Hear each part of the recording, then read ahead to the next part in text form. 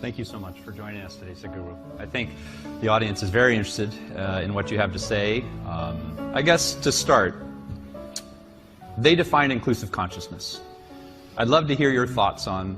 They did not define it. They did not. Okay. Well, I was just going to ask you what's missing. So you can start. With all due respect, they spoke about intent, right intent. They spoke about right kind of thoughts, emotions, attitudes, and to some extent actions. There is no consciousness in this. If we are understanding that the way we think, feel and act is our consciousness, no. It is like we're mistaking a plant, we're mistaking the flower for the soil. We're mistaking expressions for the source. This is something that's happening everywhere, not just here. People think by changing attitudes, their consciousness will change. No. By changing attitudes, certain actions will change.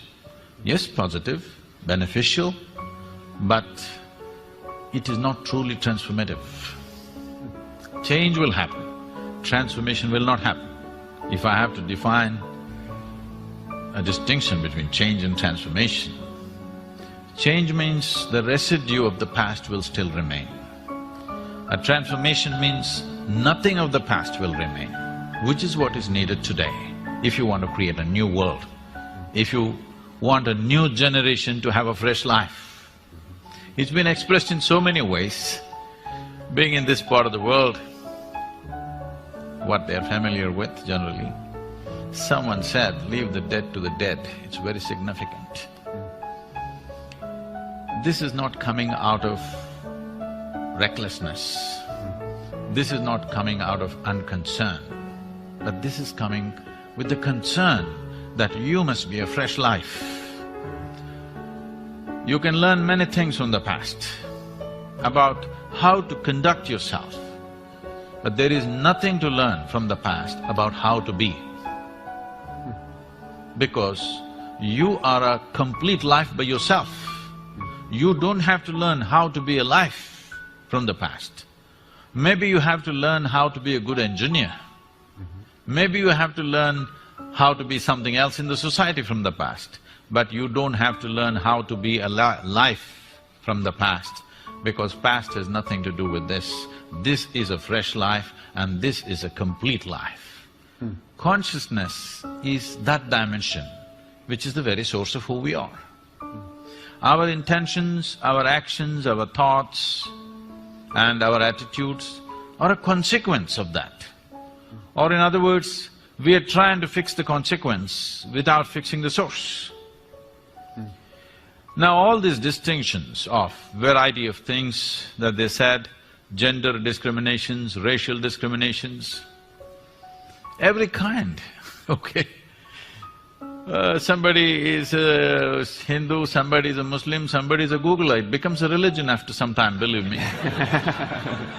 Second generation, they will become a religion by themselves. Yes.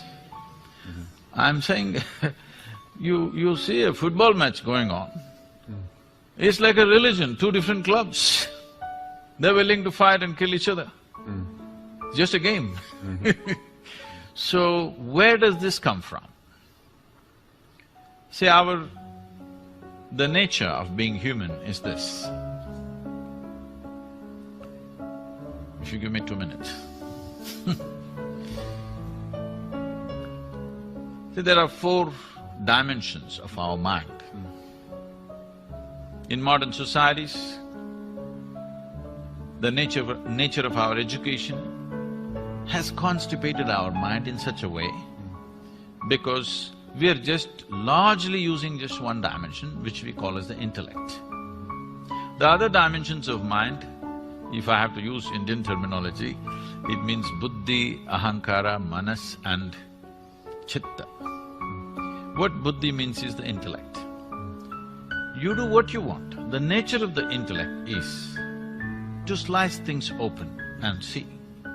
If you leave the world in the hands of your intellect will chop it into a million pieces and will want to chop it into further micro pieces and want to chop it into further micro pieces depending upon how sharp your intellect is. The sharper your intellect, the more you dissect the world. You cannot stop it because that is the nature of the intellect and it's good. So you must apply intellect only to know the material aspects of life. You can't know life this way. Jay, if I want to know you, can I dissect you? No.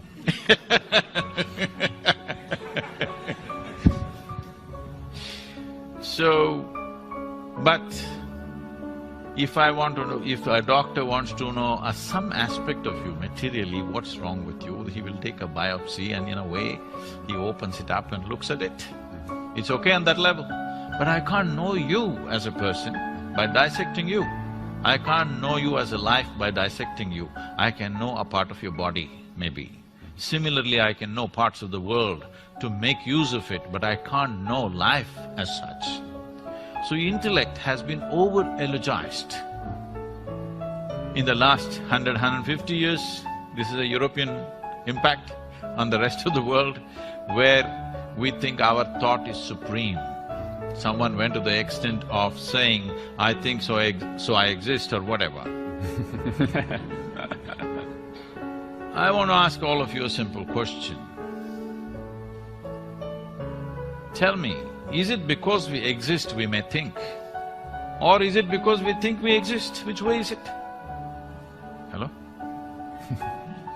Because we exist, we may think. Because people are in such a state of mental diarrhea all the time, non-stop it's going on, they think it's more of an existence than existence. But my head is all the time empty unless I want to think about something. So I know thought is not necessary, I can just live here without the thought. When I want, I will think, otherwise I'll keep quiet. Just like my hand, if I want, I use it, otherwise I keep it here. Similarly, you must be able to do this with your mind. Just because you lost control over your mind and you think it's everything because it's entering into every aspect of your life where it has no business. Thought has been over-eulogized by people. And the very nature of the thought is such that if you think, it must be logical. It cannot be any other way. Well, what somebody is thinking may look illogical to you, but they have found their own logic. The most extreme person that you have met, within himself or herself, they have their own logic, isn't it so? They are not speaking illogically as far as they are concerned. They have found their own kind of logic. Logic means it needs two. Logic means it needs division. Now, with logically you're trying to arrive at inclusive consciousness, it's not going to happen. Because you're using a knife to stitch, this is not going to work. If you use a knife to cut, it's efficient. You use a knife to stitch things together, you'll only tear it up further. So my thought and your thought, I'm telling you, whatever great meetings you have, conference, I've been to every kind of peace conference on the planet. What happens there? It's just short of war. After some time it heats up, on the second day anyway it's over, they all get drunk in the evening and they go home. If you make them stay there for a week, I'm telling you right there, there'll be a battle. Yes, it is true. I'm not saying this with any disdain. I made a sincere effort to participate in all these conferences at one time, believing they are going to lead to peace. But last 8 years ago, I decided I'll never again go to these events because people are professional conference attendees. They're making a living out of it. It's not about peace. So, the next dimension of intelligence is called as ahankara. Ahankara means identity. This is important, that in modern societies, we have not cultured our children to culture their identity.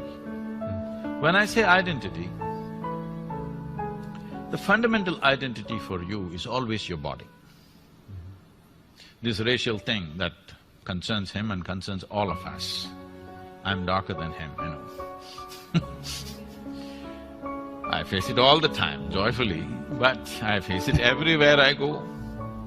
I have extra features which make me further discriminated.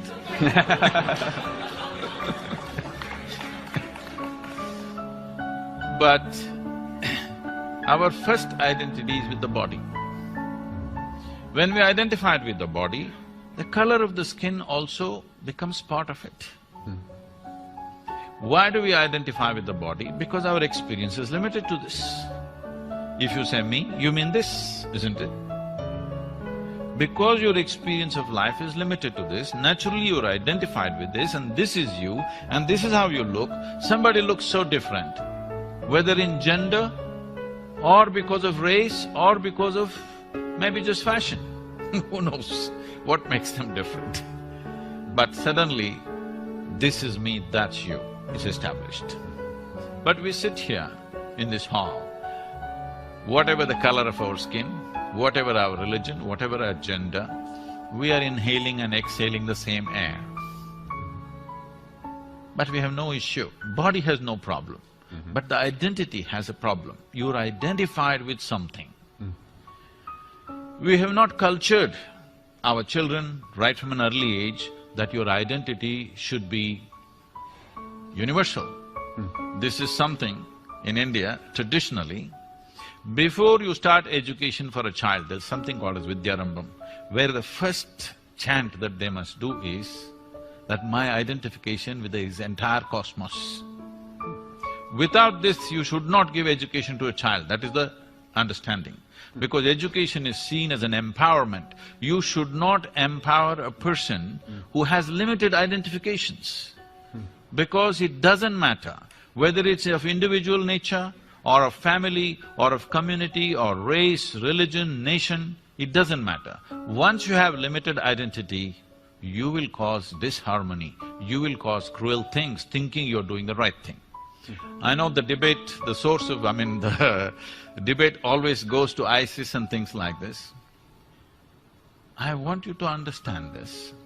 These people, looking at their actions, you may be sitting here, I know I am getting into a minefield. Sitting here, all of us think these are horrible people. But you must understand this, they believe they are doing the greatest thing that a human being can do. They're working for God. There can be no better employer. Not Google, God. Who you've never prayed to. Huh? That's my problem. But I'm saying, you should have seen this, you know, I'm sure you guys can Google anything. You must see, there is a press meet that the Afghan Taliban is conducting with the international media just before United States invaded Afghanistan. All these young guys with long beards and big turbans, they're all sitting like this. And they're asking questions. Just then they had, bombed that Buddha statue and they made this thing that girls should not go to school and many other things. So these kind of questions are coming. Whatever you ask them, they say, in our book, in our holy book, our prophet, our God said this, we're just doing that. I was just watching these guys, I had tears in my eyes. These are wonderful guys. These are guys who are willing to die for what they believe in. But they've been screwed up by the scriptures. Yes, these are wonderful people who are willing to die for what they think is right, all right? A man who's willing to die for what he thinks is right is a great man, but look at the consequence. Simply because of limited identity.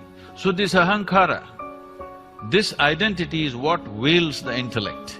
If you hold the right identity, from an early age, if it's brought into us that your identity is with the entire cosmos, because nothing happens here without everything's involvement in you.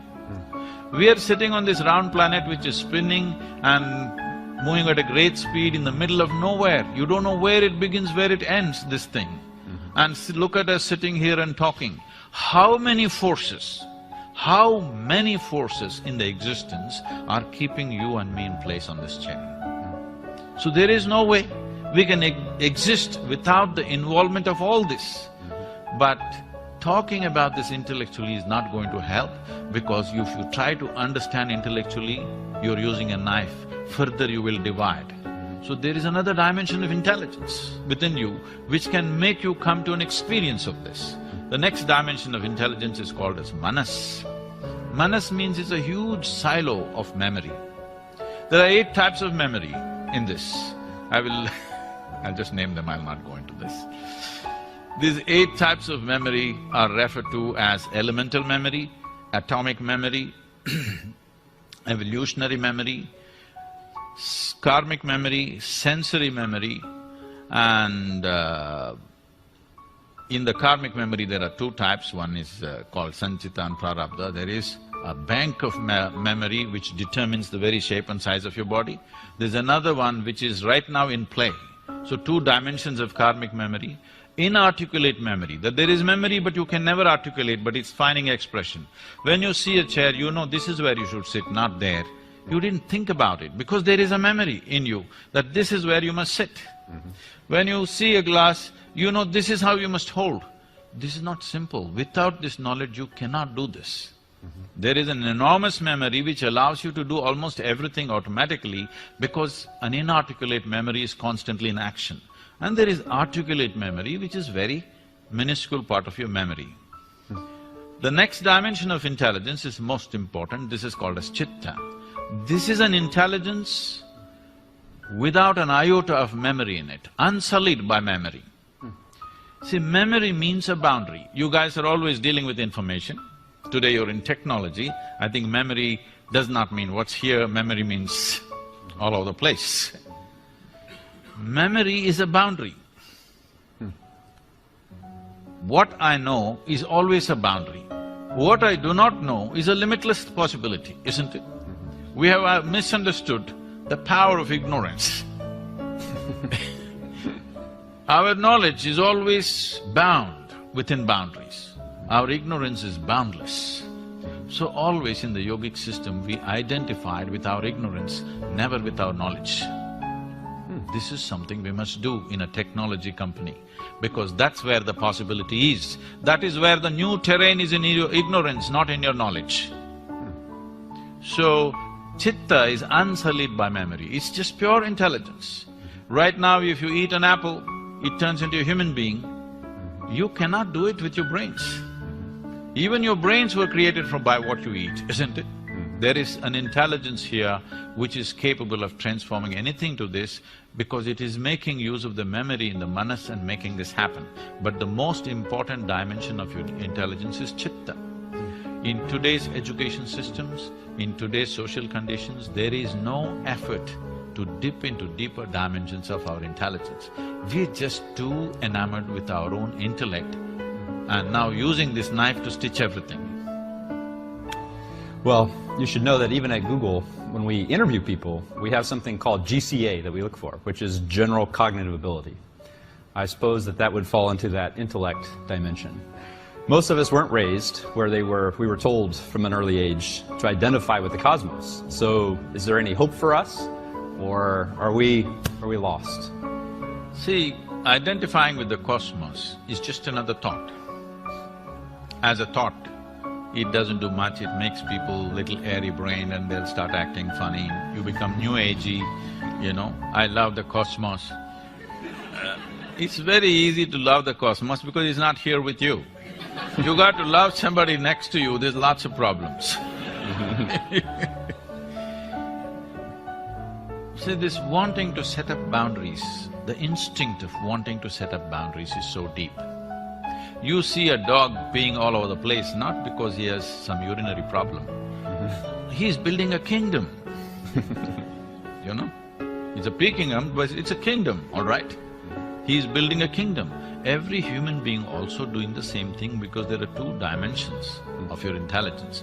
One is designed to create self-preservation. One aspect of your intelligence is designed for self-preservation, which is your intellect. The chitta, that dimension of the intelligence is designed to make you expand. Once you have come as a human being, this is your issue fundamentally. Whoever you are, whatever you are right now in your life, you want to be something more. If that something more happens, you want to be something more. If that something more happens, you want to be something more. I'm sure you guys want to set up Google Maps for Mars. Yes, if that happens for the entire universe, if it's possible. Because this is the nature of being human.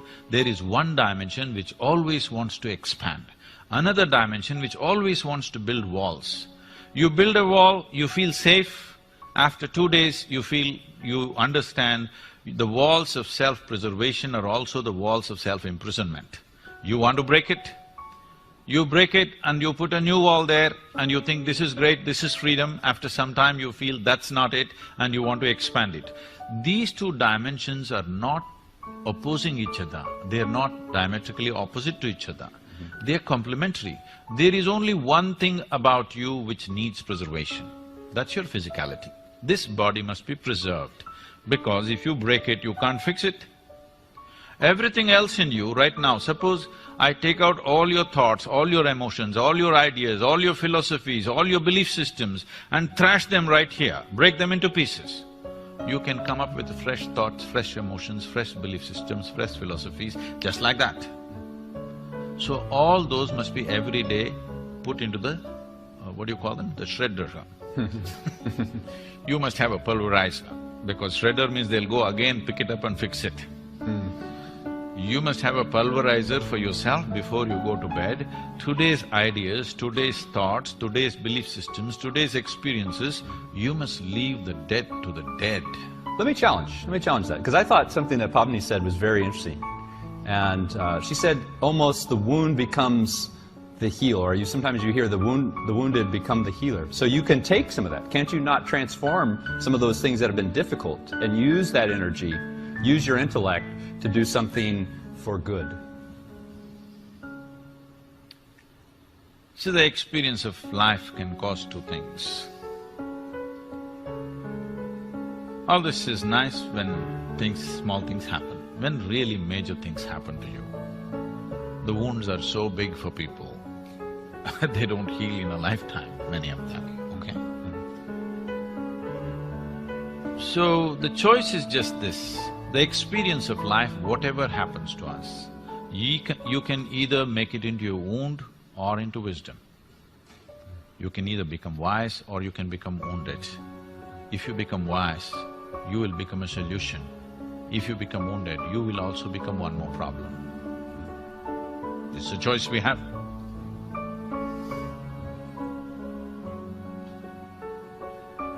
So where does this wisdom come from? How do we access, if we're so used to using one of these four, and probably like most of the people in the audience, I wasn't even aware of that there are these other dimensions. What's a starting point? What's a way to access beyond the intellect? See, it's like this. Right now there is water in this glass. This is definitely not you, yes? Yeah. But if you drink it, it becomes you. What is it that you did with this water, that something that's not you became you?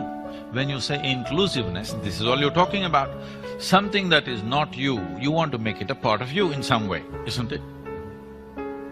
So this is right now not you, but if you drink it, it becomes you. So what is it that happened technically for you? Is just this. Right now, I'm asking you, you take your right hand, all of you, take your right hand and touch your left hand. Is that you? Hello? Touch the chair on which you're sitting. Is that you? How do you know this? What is the basis of this? How do you know this is me and this is not me? Here there are sensations, here there are no sensations. Or in other words, what you're saying is, whatever is in the boundaries of my sensation is me, whatever is outside the boundaries of my sensation is not me, isn't it? Right now this is not me, if I drink it and include it into the boundaries of my sensation, this becomes me, isn't it? Now, the boundaries of your sensations are such that if you make your life energies very exuberant, you will see they will expand. If it happened to you, suppose, it should have happened to many of you, there was a moment in your life when you felt so joyful, tears came to you. Did it happen to you? You were so joyful or loving, tears came to you. At such a moment, if you take your hand and just put it 6 to 8 inches away from your body, right here, you will feel sensations. If such things did not happen to you, I can do something horrible to you so that you experience something. We can chop off your right leg. If you chop off your right leg, the leg is gone, but still the sensory leg may remain intact for a period of time. You heard of this phantom leg? Leg is physical, leg is gone, but the sensory leg is still there. This means sensory body has a structure of its own. If your energies become very vibrant and exuberant within you, your sensory body all expands. Suppose my sensory body became as big as this, now you become a part of me in my experience. If it became as big as this hall, all these people become a part of me in my experience, because my sensory body has stretched. We can do a small experiment. You okay to be a guinea? Hello? Yeah. What we will do is, with your eyes closed you have to do this, but right now observe me. What you do is, with your eyes closed, just rub this briskly like this for 2 minutes, let me say, 1 minute. And briskly.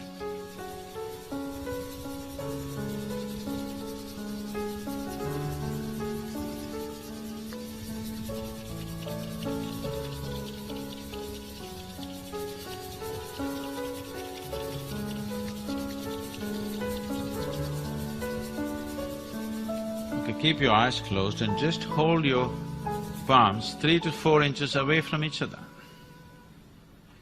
with your eyes closed.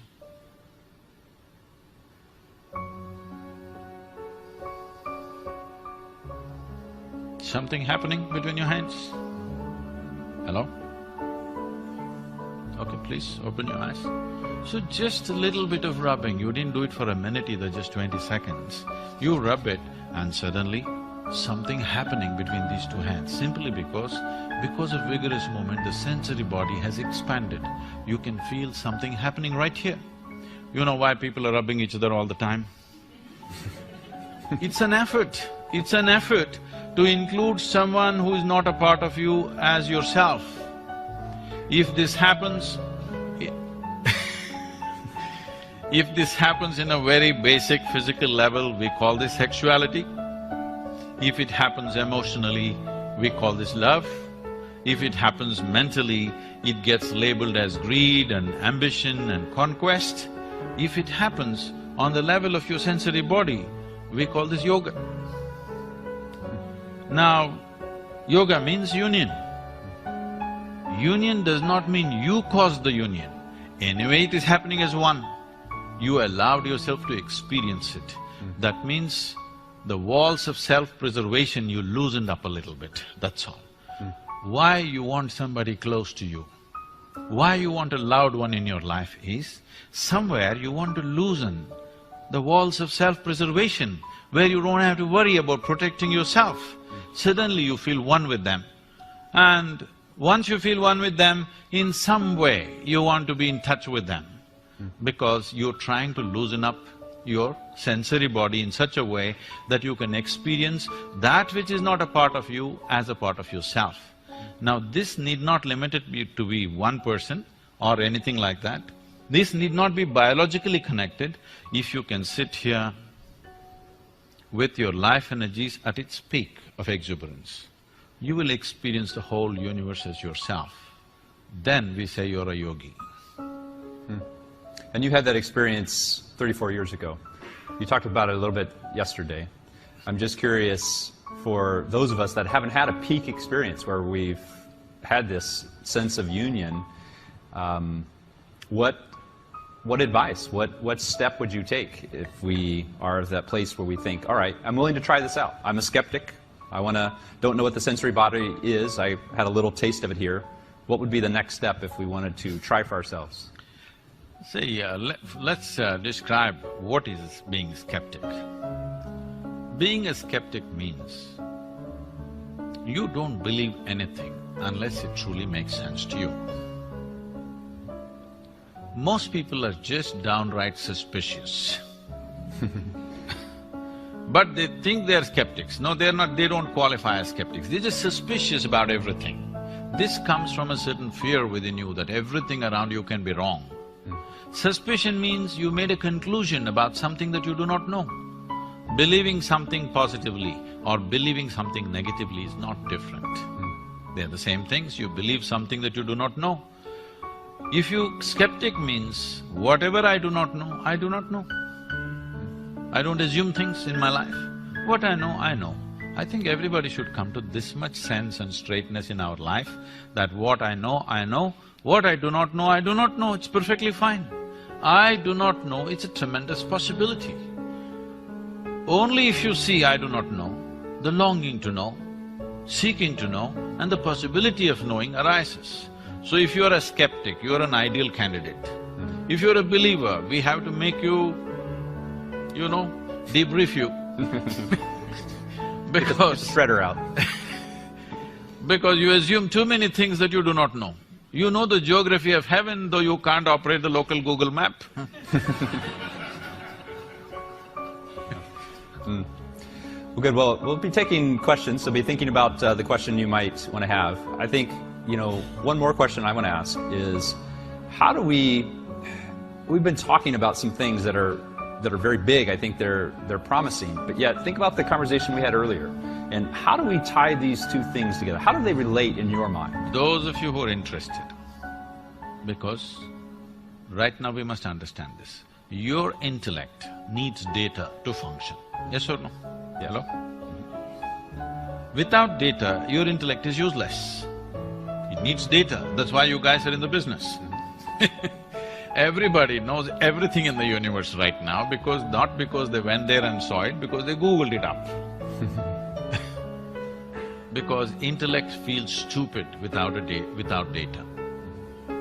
Now, the nature of the intellect is like this only, that it feeds upon the data. Where does the data come to you? What you see, what you hear, what you smell, what you taste, what you touch.